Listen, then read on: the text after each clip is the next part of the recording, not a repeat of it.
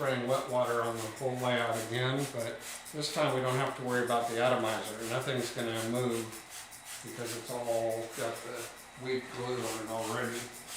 But we just need to get it saturated so that the heavy glue will soak in. Now we've got the 50-50 mixture of glue and water. This is a lot stronger.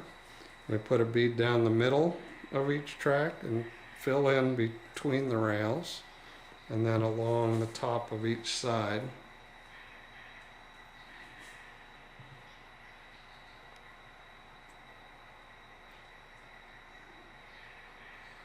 And then one down the middle.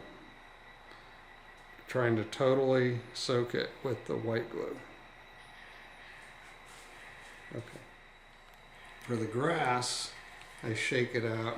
Again, we want to saturate it.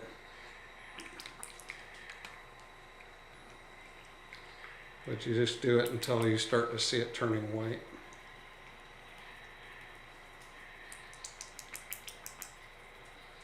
Okay.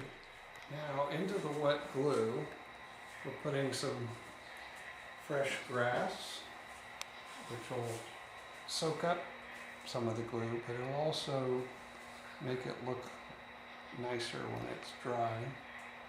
So Sam is sanding the track with drywall sanding, 220 grit. This is the most controversial step because everybody says we shouldn't do this, but I've been doing it for decades this way and it gives a great result.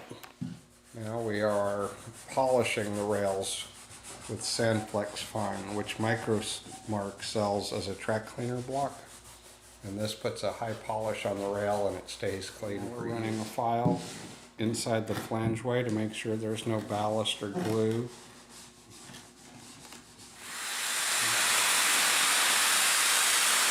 We're vacuuming the track, a very important step after